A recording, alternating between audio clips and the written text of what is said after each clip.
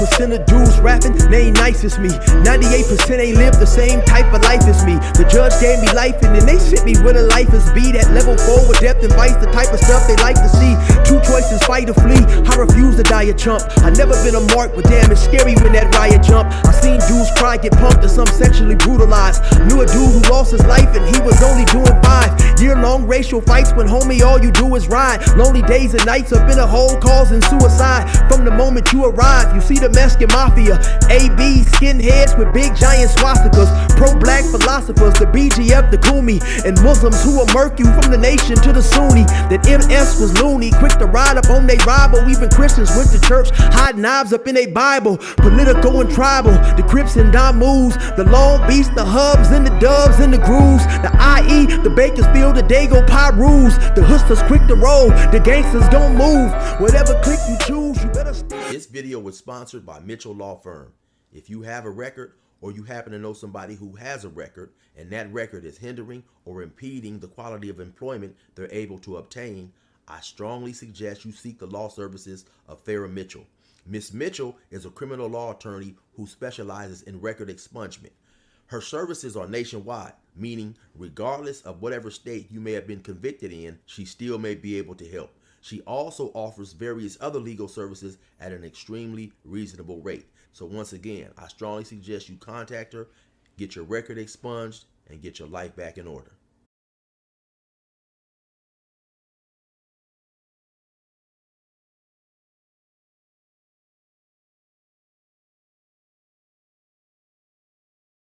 Say what's cracking, YouTube? It's your boy 16 to life, and I'm back like I'm on a parole violation. Yard damn! We have OG Chances back in the house. One of the main ones I seen that had squabbles, man. Man had hands, man. This dude, they called him 4-Finger Dave, man. His name was Dai Wu. He was from Bounty Hunters. He claimed bounty hunter. He was originally from San Bernardino. When I first came to San Bernardino, me and him used to go to his uncle's house and ride horses. He called him Uncle Buck. The first wide world of sports, when they used to have the rodeos, he was on there. He was one of the first black rodeo stars. Yes, sir. And so if you don't mind speaking a little bit more about Fatih, I believe you told me you and Fatih were next door neighbors in the Pelican Bay shoot. Okay. Fatih is one of the persons who sharpened me up on my Swahili.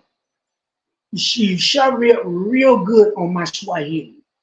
And one of the main things he told me about Swahili, you know, he gave me what it was, the introduction to how to enter into the penitentiary, how back in the shoot during George Jackson's day, the Mexicans could talk Spanish over the tier, and we couldn't understand them. And when we tried to shoot a barua, a kite, on a fishing line to the next set, we'd get intercepted. So George Jackson and them, they incorporated what they call Key Swahili.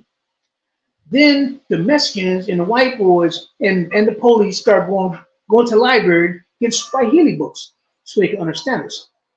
So we incorporated a Swahili. It's a bastard language. There's many dialects of Swahili, but we incorporated one so they couldn't understand us. And this is what 5T told me. He said, man, look, the only thing you're trying to do is relay a message. Don't try to talk proper and all that, because long as a person understands what you're saying, then you're doing your job. You're doing it correctly. All that, this word means that, or those, this word don't. No, we talking Ebonics in Swahili. And he also sent me a book. He's the one who sent me the book on Sigmund Freud, the founder of psychoanalysis. He also hit me to Friedrich Nietzsche. Friedrich Nietzsche is the one who created the Superman complex.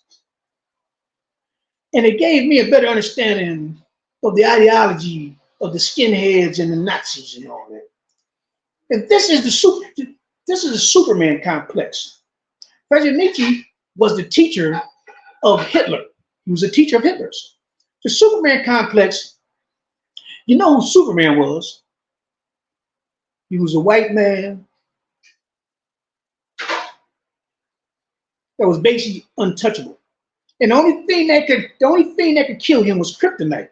Now this is where it ties in. This is what it's on. This is where it ties in with the ideology of the Nazis or the skinheads or whatever. See, the thing is with the Nazis. Oh, no, we're talking about Hitler and them. They were saying they were the supreme white race.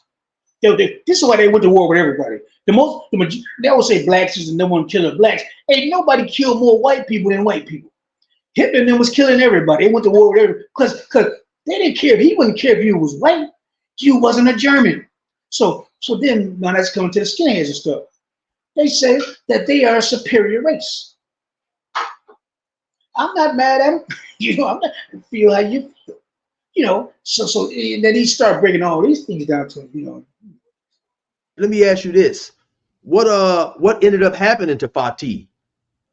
I don't know, man. I don't know. Last time I seen Fatih, I was in a cell with a soldier, a Scari, named Mad Dog on Front Street Watts. And Mad Dog ended up going to the line. May rest in peace. I ended up going to the line. So when I left, Fatih was still in the hole. I don't know if he's still living or if he's whatever. Fatih had a cellie named Afuma. Afuma had been in the hole just as long as Fatih, since around 75, if I'm not mistaken. Don't quote me there, if I'm not mistaken. He had caught a 187, was accused of catching a 187 in Tracy in 1975. And so at one point in time, I think I confused Fatih with another brother that you mentioned to me. You had a next door neighbor. No, you had a next door neighbor in. Oh, okay. I'm sorry, Scari. A Scari. I had a cellie who was they say allegedly accused of being a BGL. A Scari had an indeterminate shoot, straight up soldier, man, straight up Bomani. A Scari means soldier in Swahili. Bomani means warrior. So every day, me and a Scari used to do burpees. We used to work out every day. He do a set, I do a set. He do a set, I do. We do hundreds of burpees. We work out every day. We chop it up and all that. Then every night we say in Jamusiku, good night. And every day I would ask a Scari how he was doing. So I'm doing all right, but I never asked a Scari how he was doing mentally, man. And something had happened. Now, Scari had a life sentence. He also had a shoe term, which is a life sentence inside the shoe, the hole, the secure housing unit. And he had a life sentence in prison. Then they put him a shoe in the hole, in the shoe. Indeterminate shoe? Indeterminate shoe. He had indeterminate shoe. So he got some bad news. And there was nothing he could do because he was going to die in prison. So one morning, when they come to bring his breakfast, it was a female soldier in Yere. A female officer. Go stop in each cell, bring them. They slide the trays through the tray slot, the food slot, and she drops the tray, and she starts hollering. So all the police run down there, and then they put all this paper over my door and on the side of the door. Because Pelican Bay, the doors had like little holes in them that you could see through the holes. I guess so they could shoot up in there. But so I couldn't peek out or look through the side of my door. And he had hung himself, man. He had killed himself. But all this time, I had never asked him how he was doing mentally. So every time I talk to a person now, I always ask them, how are they doing mentally? You can look at a person and see if he's doing physically, but I had never asked him how he was doing mentally. So now to this day, every time I talk to somebody, I always ask, how are you doing mentally?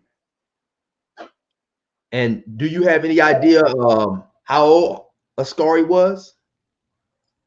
Let me see, man. Well, this was years ago. This was about 20-some years ago. So I'm 64. So I figured Scari was about, I figure he's about 3 or 4 years older than me. And so you also told me about some of the guys that you ran across that just had extremely deadly reputations, not things that you had necessarily seen, but just some guys, you know, because everybody in prison has somewhat of a reputation, but some guys, their reputation stands out more than others. Was there anybody like that that you ran across who, you know, you had heard of this individual? I'll name a few, man. That had cold reps, man. They had cold reputations, man. We're gonna start off, you know, just there's two dudes that have platforms of their own. A dude named Crazo from Raymond. He was young. I think Crazo was a little younger than me. Straight up soldier, man. Straight up soldier. Very intelligent, man. And Crazo was one of the very few people who went from IE that I would work out for. Salute. I salute to Crazo, man. Crazo. Big Crazo. From Raymond, man. Straight up soldier. Every day he would hit the weight pile. And you know, we was cool, man. We was cool as a summer breeze, man. We had another dude that got a podcast. I see him on there. His name is Cartoon from 5 Trade. Now, me and Cartoon, we never kicked it, but I used to see him every day on the weight pile. The way he portrays himself today, straight like that. No nonsense, with the business. And he, every time I hit the weight pile, he was on there. And you know, I'm getting old and my memory kind of bad. But if I'm not mistaken, man, he went by the name of Kachini. Cartoon from 5 Trade. Yeah, yes, sir. You had Hoover Line. You had Lavelle, who got a brother named Sparks, who I ended up meeting in Chino later years. But anyway, you had Lavelle was there. You had Stoney from Backstreet. You had Petey Wet from 60s. You had Little Baker T from 60s. You had Weedy from Broadway. You had Hoover Boo. You had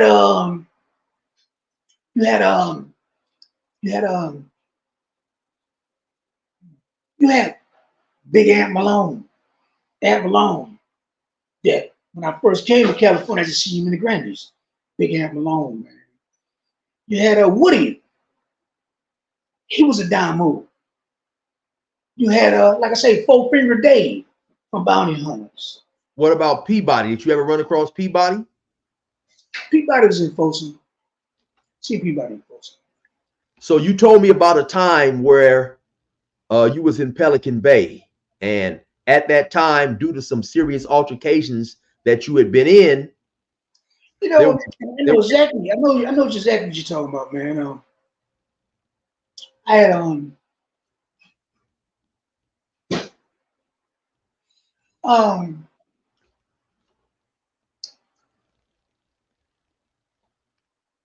much respect to the Southern Mexicans, the Serenos, and the inmates. But as they know, as everybody knows, our race and their race do not mix. We get along at all. And there was a couple of incidents where I was accused, allegedly participating. So now, when I hit Pelican Bay, I was on the A yard and the B yard. I hit the yard. I find out basically, you know, I'll just use the word shot caller for the Serenos, the Southern Mexicans, or whoever it was. Me and a couple of comrades, Indugals, brothers. We approached him humbly, respectful, very respectful. Really wasn't looking for no problems, but you know, it is what it is. And I let him know, man. I let him know humbly, respectfully, that I'm OG Chances. Um, I let him know what occurred. And because all issues have to be addressed, no matter how small the issue is. Because if you don't address the issue when it's small, it'll grow up into Frankenstein. When a weed pops up in your garden, you got to snatch it out by the root or to kill off your whole garden. So all issues have to be addressed.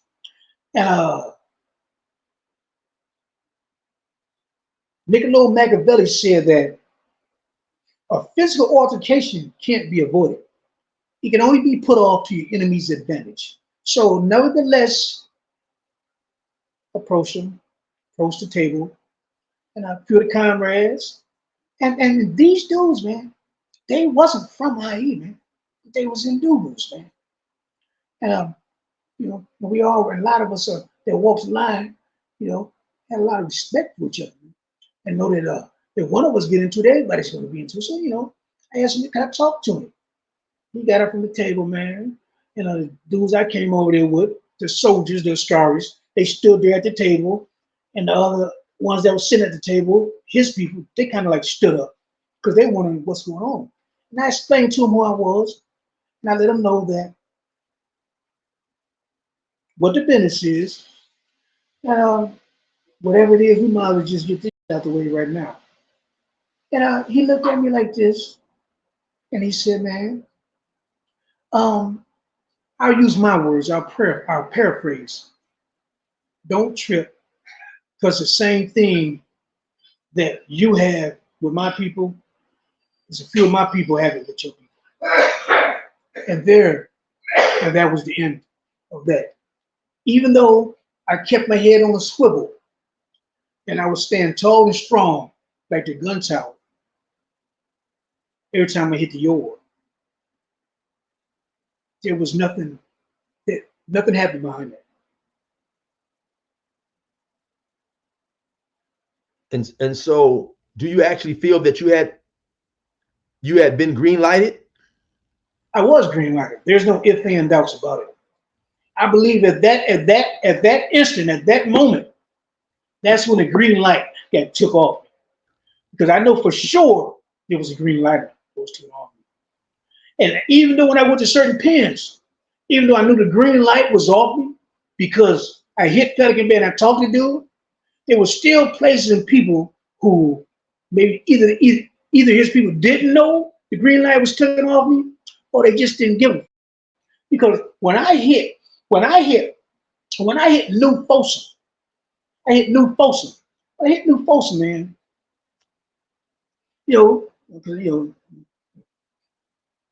Every penitentiary I hit, because they had me on hobo status. Hobo status is you have a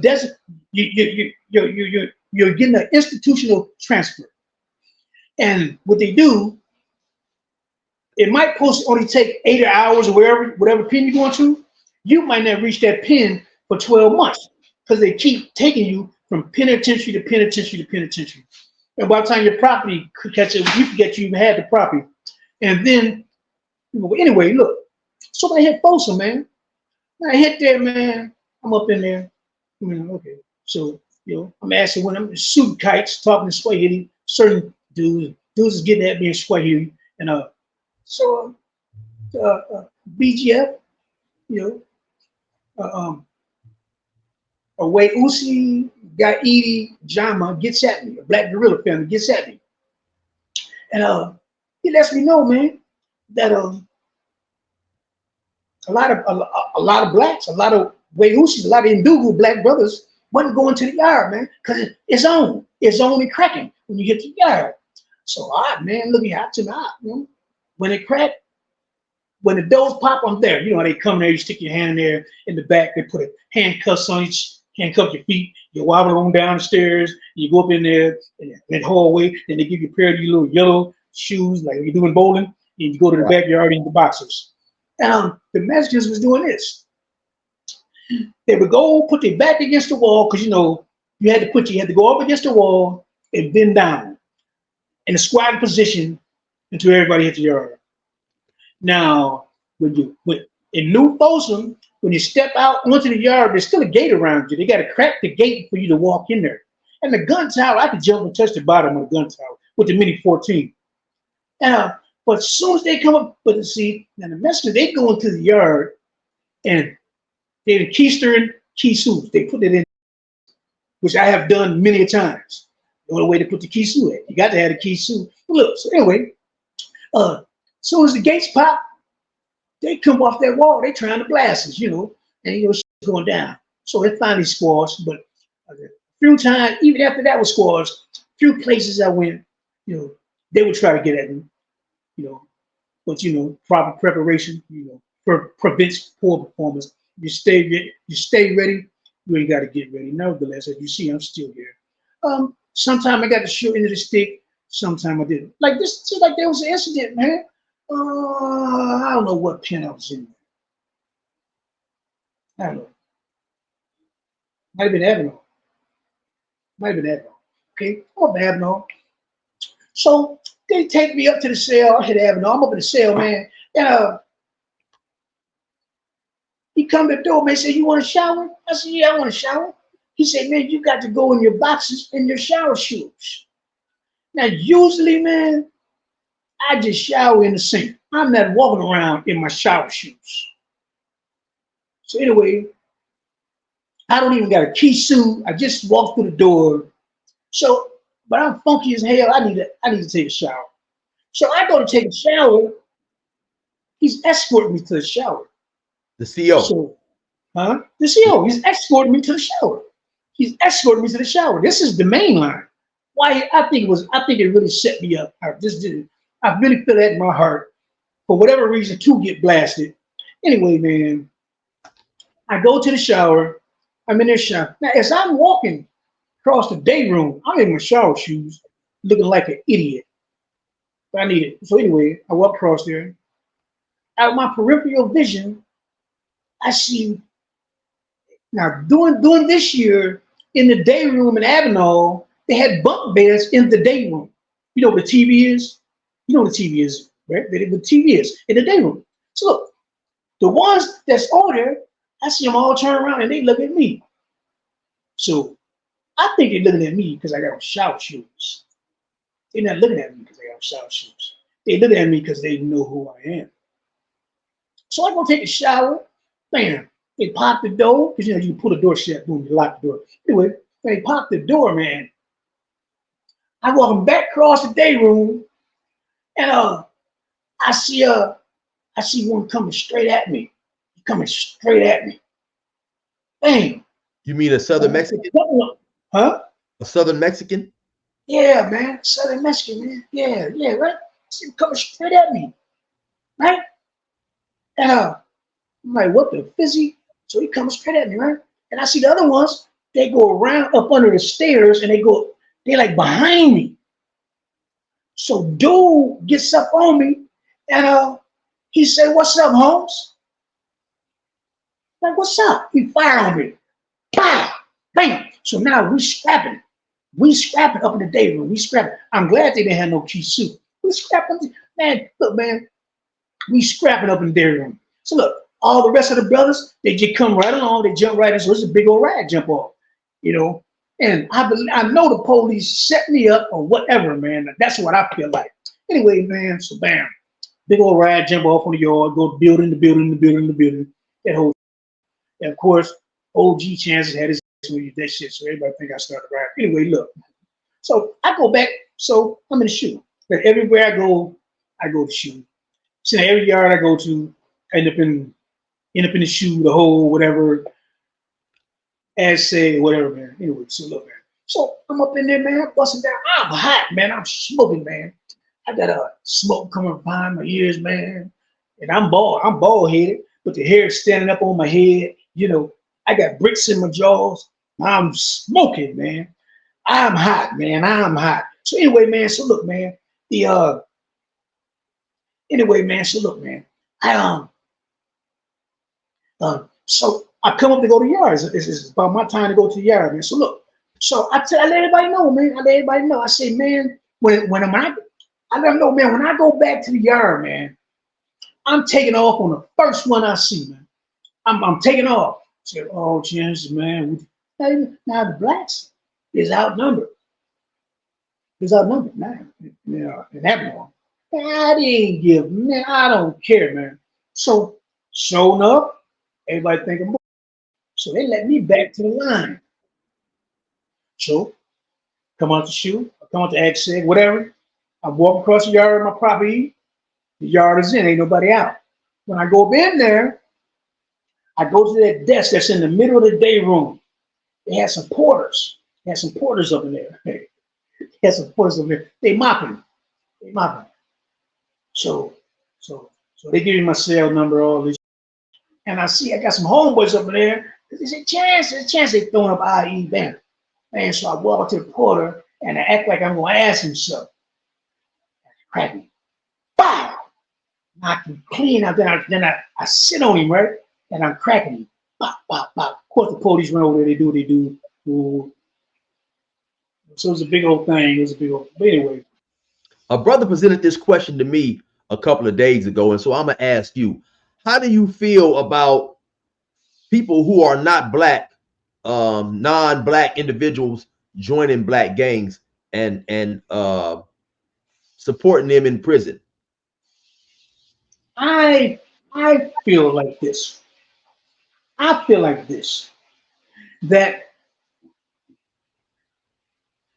I feel like it is what it is. Because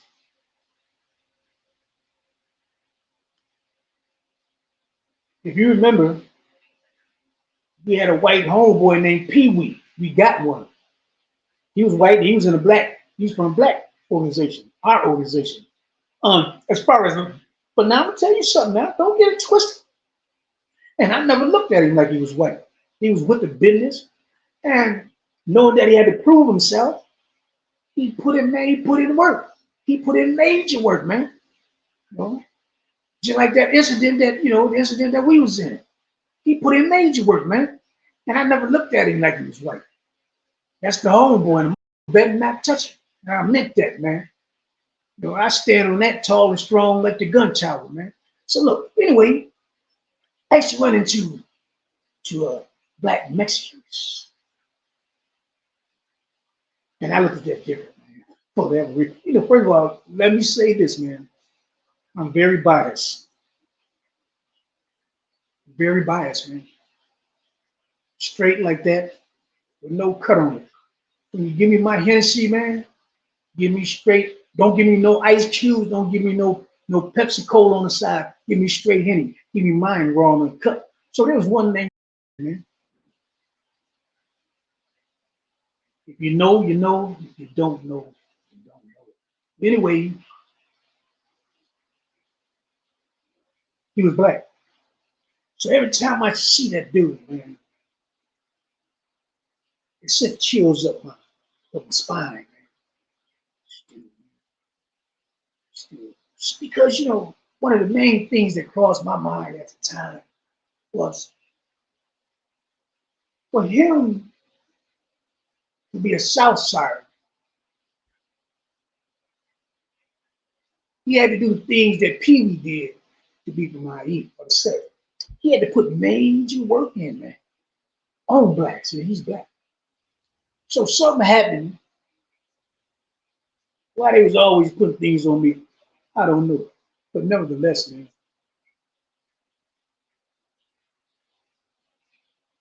I was accused, allegedly. He got blasted. I don't know. I guess I must have been in the vicinity. Whatever. Next question.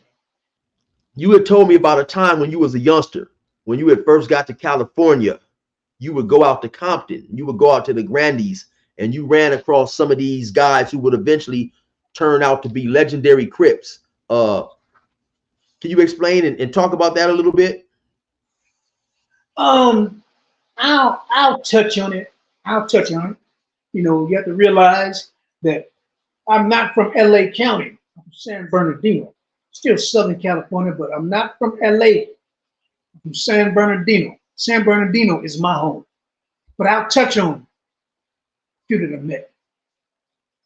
Barefoot Pookie, Big Ant Malone, Bad Habit Rabbit, dudes like this. We had a dude called Mac Thomas, OG Mac Thomas. And next question. And so what would make you want to go to Compton? Well, you have to understand, man. Back then, I was a youngster. I was 15, I was finna turn 15, 1975. And then there was a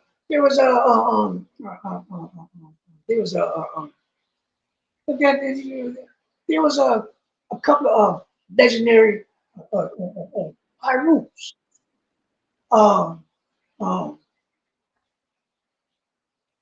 One of them had already rest in peace, but I always hear his name. But you had dudes like Putting Bartender in Town. You know, that even the ones, the key ways that I mentioned, you'd always be on the lookout for these dudes. But yeah, let me tell you about Putting, man.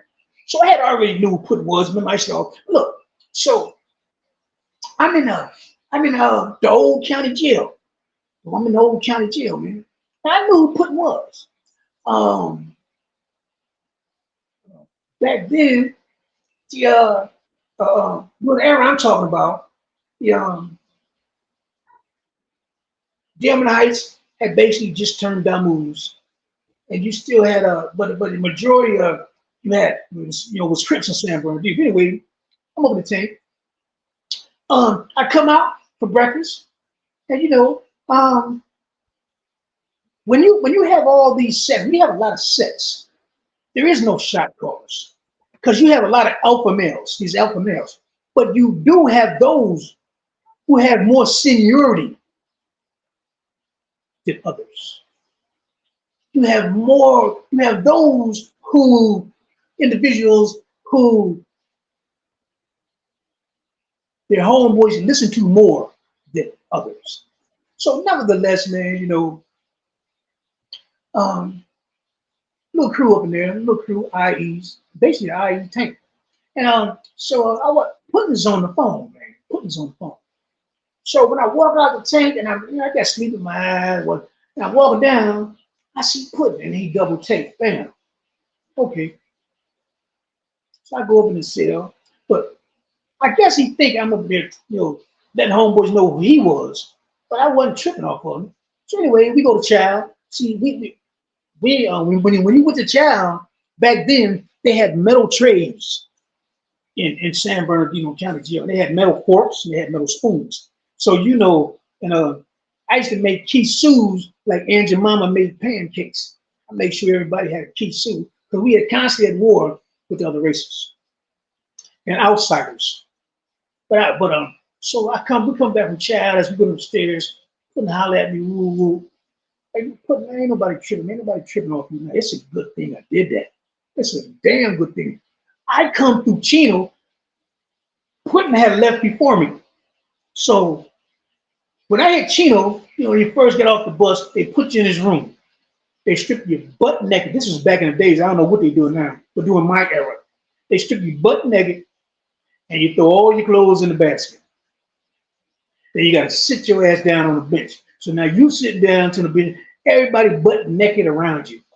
This is before, then you sit up in there for about an hour, then you come in there, do it individually, turn around, lift your nuts up, stick your tongue out, lift your tongue up, turn this ear, then turn around, bend over and call. You ain't called loud enough. Okay, you go through all that.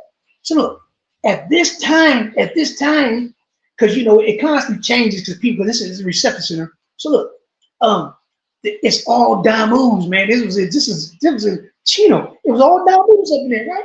So a couple of them dudes knew who I was, right? So youngsters, man, they land to get a strike. So you shit out of you. Anyway, I don't know why I was out getting all this getting through with Damus. Look, anyway, Much respect to the guy movers, man. Much respect to the soldiers, man. So anyway, man, they beat it upside my head like I'm a barbecue chicken dinner with secret sauce on it. I don't know if it's because of some incidents I was in or because I was from IE. I don't know. So they leave out. So they must have went and hollered at Putin. So Putin come back around. If he come in there, because he worked behind a little desk. So, you do your fingerprints, they type your information and all that. Anyway, he come in there, he look up in the tape and see what they talking about, and he seen me. He started laughing. Hey, Jansen, what's up? I see him. What's up, Putin? What's happening, man? What's going on, man? I said, man, I don't know, man. You tell me. He said, oh, man, what you need, man? Hit me with a pack of cigarettes, noodles, coffee, all that. He gave me a pass. You know what I'm saying? You see how karma works? Since I gave him a pass, if he wouldn't, man, them diamonds would have did bad things to my little youngsters too, man. You could tell they with the business. But yeah, man, he made sure I was cool, man. You know what I mean? So yeah, but yeah. I definitely appreciate you coming through. I've been trying to get you back on my platform for a while. It was finally great to have you back. And I'm definitely sure that they'll want you back again. Okay, what I want to say, man, Asante Shana, for having me on your program, man, is always an honor and a pleasure. And Chalewa later until the next time. And after this, I want to holler at you about something. All right, hey, Chalewa, enjoy the rest of your day. Yes, sir. Yes, sir.